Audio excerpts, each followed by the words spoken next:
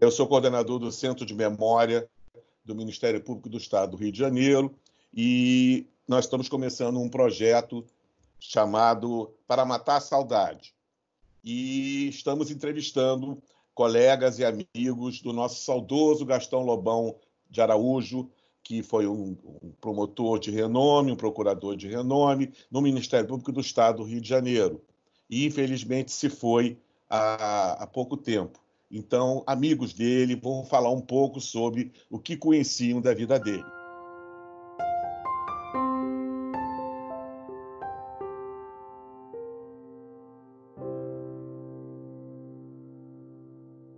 Na sua opinião, Cláudio, quem foi Gastão Lobão? Bem, Márcio, é um prazer participar desse seu projeto e uma honra falar de Gastão Lobão. Eu conheci o Gastão quando do meu ingresso no Ministério Público da antiga Guanabara. E fizemos logo uma amizade muito forte e que foi se intensificando cada vez mais com uma convivência praticamente diária. Ao longo, Márcio, de 46 anos. 46 anos. Então, eu posso dizer que era um profundo admirador, além de amigo, um profundo admirador do Gastão. O Gastão foi uma pessoa, um homem privilegiado, com talentos assim multifacetados. O Gastão era um homem muito inteligente, muito perceptivo, muito sensível. Gastão, além de muito culto, era um homem que gostava muito de transmitir os seus conhecimentos. E eu fui um dos felizardos, porque ao longo desses 46 anos eu aprendi muito com o Gastão. Uhum. O Gastão era um leitor voraz, era um apreciador da música clássica, popular, e era um homem do mundo, viajou pelo mundo inteiro, uma cultura realmente humanística e fora do comum.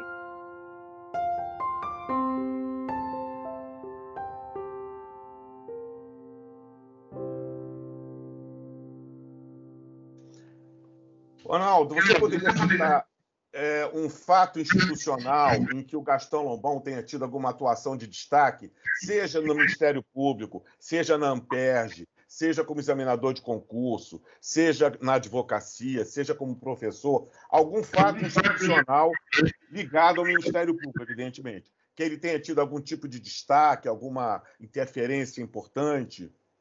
Eu trabalhei com ele num determinado momento. E em que momento foi isso? Pois é, esse é que eu quero fazer referência.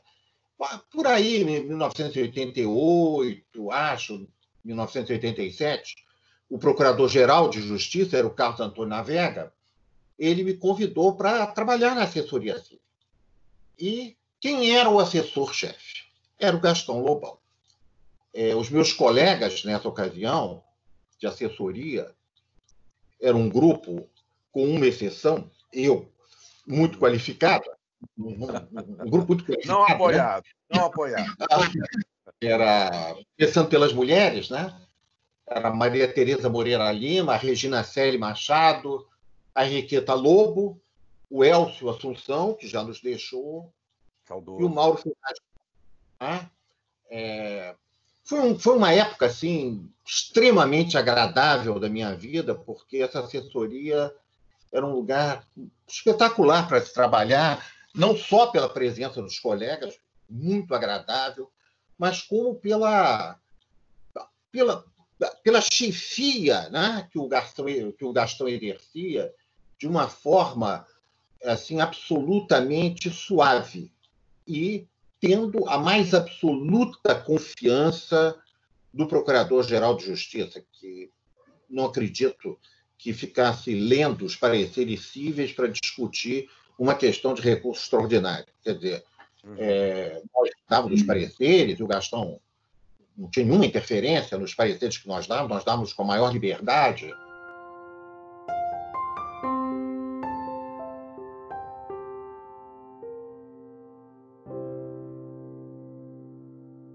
O Gastão Lobão que eu saiba, ele não só ocupou posições de destaque na Associação do Ministério Público do Estado do Rio de Janeiro, na ANPEJ, e como também na administração superior do Ministério Público. Você tem algum fato institucional, alguma história para contar que ele tenha te contado a respeito dessa passagem dele pela instituição, pela ANPEJ ou pela Procuradoria-Geral de Justiça? Olha, o Gastão ele não era um homem de bravatas, de dizer o que tinha feito, o que fazia. O Gastão era um homem mais de se guardar, de ser uma pessoa reservada nas suas atividades, na sua vida, mas nós conversávamos bastante. Eu acompanhei isso com uma certa proximidade, na medida em que o Gastão foi vice-presidente da associação, quando Navega presidente da associação. E o fato marcante é que essa dupla, de caráter, cada um com as suas características, essa dupla se deu muito bem no sentido de defender as prerrogativas do Ministério Público na Constituinte, porque isso também é outro aspecto importante que parece ser esquecido pelas novas gerações. Não foi uma luta fácil a Constituinte, para fazermos a Constituição de 1988 e celebrar esse capítulo do Ministério Público, que, na verdade, representou um grande avanço para o Ministério Público. As histórias do Gastão, elas se referem sempre a essa luta pelas prerrogativas do Ministério Público e pela independência funcional do Ministério Público. Nessa luta pela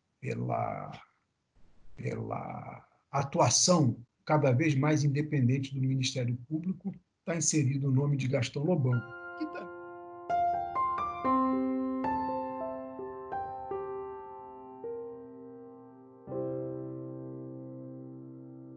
Você pode citar, seja na ANPEJ, Associação do Ministério Público do Estado do Rio de Janeiro, seja na administração superior do MP, seja na advocacia, no magistério, na chefia de uma assessoria ou mesmo numa banca examinadora, algum fato institucional em que o Gastão Lobão tenha tido uma atuação assim de destaque, que tenha marcado algum episódio, alguma coisa curiosa ou alguma coisa importante na vigília institucional, enfim, algum fato que você acha que mereça registro, né? Olha, Márcio, eu vou voltar bem atrás, exatamente nesse momento em que ele chefiou a assessoria criminal, até porque não era, como nós diríamos, a praia do Gastão, né? Sim. Ele sempre se dedicou mais à parte de direito privado, à parte civil, processo civil. Foi onde, inclusive, ele integrou bancas de concurso, foi nessa área que ele integrou as bancas. Mas eu tenho na memória um episódio que me marcou, porque eu era recém-ingressa na instituição. Foi um episódio de repercussão, e onde o Gastão, à época, como assessor-chefe da assessoria criminal, foi quem preparou, digamos, todo o material para esse julgamento específico, um julgamento que aconteceu nos idos de 1979, no órgão especial do Tribunal de Justiça do Estado do Rio de Janeiro. Foi, acho que, a primeira vez que o nosso Tribunal de Justiça julgou um caso semelhante, onde um juiz, o doutor, eu vou me permitir dizer o nome, o julgamento Sim, foi público, né? Eu acho que a essa altura, o juiz doutor Jaci Nunes de Miranda, ele foi acusado de homicídio doloso do advogado Luiz Mendes de Moraes. Uhum.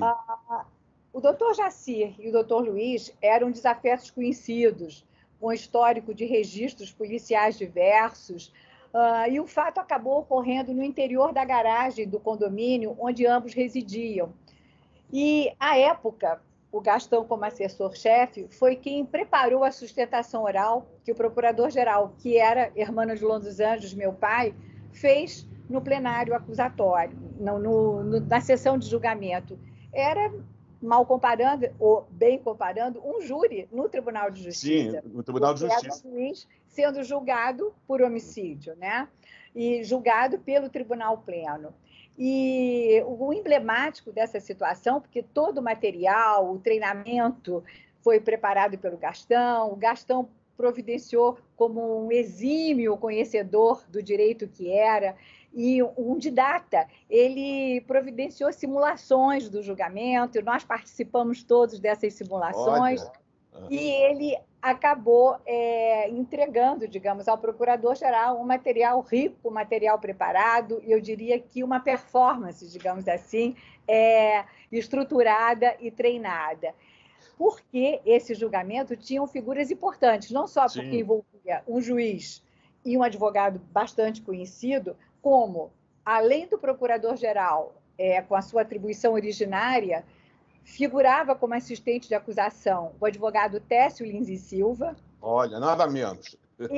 E figurava na defesa do doutor Jaci, Evaristo de Moraes e Jorge Tavares. Então, assim, foi assim, um fato extremamente interessante. Duelo dos Titãs, né? Duelo dos Titãs. E o Gastão, com toda aquela dedicação dele, ele era uma figura discreta, você deve se lembrar dele. Eu diria que ele parecia, muitas vezes, quase tímido. O julgamento foi muito bem, mas, enfim, no final, prevaleceu a tese defensiva, interessantíssima como tese, de legítima defesa putativa. O juiz foi absolvido com base na tese da legítima defesa putativa, prevaleceu a tese, mas o que realmente nos marcou foi o inconformismo do Gastão Lobão com o chamado esprit de corps, como ele falava. Esse foi um julgamento corporativo, e ele não se conformava porque era a antítese da personalidade dele. Ele era alguém que buscava o âmago ali da verdade, da justiça. Então, como deve ser, né? Como deve ser, né? Então, um julgamento onde prevaleceu o que seria um corporativismo arrasou com Gastão, e ele disse: foi minha última intervenção na área criminal. Eu nunca mais quero tratar de nenhum assunto, e muito menos de qualquer participar de julgamentos onde a gente não tenha a garantia absoluta de que será isento. Eram outros tempos, felizmente nossos tempos são outros, mas eu acho que ali o Gastão ele marcou uma presença e, sobretudo, ele nos deu uma lição de como as coisas têm que acontecer. Por melhor que seja a tese, não era a acusação pela acusação. Não, era a verdade. Até o último momento. A verdade real, não? A verdade real teria que vir à tona. Então, esse é um episódio assim, que eu destacaria. Realmente bastante marcante, né? Você pode relatar agora do lado pessoal alguma característica curiosa dele, algum fato, algum episódio da vida pessoal dele? Se ele gostava de viajar, se ele gostava de vinhos, se ele gostava de uma boa mesa, ou se ele, na hora da chegada, ele gostava de esportes, enfim, alguma característica pessoal. Ô, Márcio, eu diria que o Gastão, ele adorava viagens. Ele gostava imensamente de viajar. Paris era uma grande paixão. E Paris horroroso, desagradável. Desagradável. E Paris estava sempre no roteiro dele. Ele tinha um hotel específico que ele ia todas as vezes que ele se dirigia a Paris, era o chamado Hotel du Levan, que ficava na Rive Gauche. Que coisa desagradável. Gastão era um entusiasta da boa mesa, dos melhores vinhos, de música, com preferência por jazz. Ele, inclusive, participava de um grupo que estudava jazz, que se reunia em torno de jazz. Quem participou desse grupo também foi nossa colega Elizabeth Cassar. Ela chegou desse grupo. E uma ex-colega... Não é o grupo do Nilo Batista, do Luiz Fernando de Freitas Santos, não. Não é o grupo do Nilo Batista, é um outro grupo, é um grupo de jazz que se reúne sob o comando da Marilene, que também foi nossa colega e que hoje em dia é juíza. Eu não me lembro exatamente do sobrenome dela, mas, enfim, o Gastão fazia parte desse grupo, ele tinha todo o encantamento por jazz. Ele frequentava a Sala Cecília Meirelles, concertos. Várias vezes encontrei com o Gastão na Sala Cecília Meirelles. E, assim como eu, o Gastão adorava fotografia e poesia. Gostava muito de fotografia e de poesia. Inclusive, a última mensagem que eu recebi do Gastão foi em dezembro último, na oportunidade em que ele agradecia uma lembrança natalina que eu havia deixado para ele, para a Cláudia, e ele agradecia citando a escritora Alice Ruiz, quando ela afirmava que a poesia e a fotografia têm algo em comum, que seria eternizar o momento que passa. E aí, Marcos, sem querer assim, trair pela emoção, eu gostaria de dizer que o Gastão Lobão, ele eternizou a sua passagem por nossa instituição, se abrindo em caminhos para as novas gerações e se abrindo em afeto para os seus contemporâneos. Saudades amigas, saudades antigas.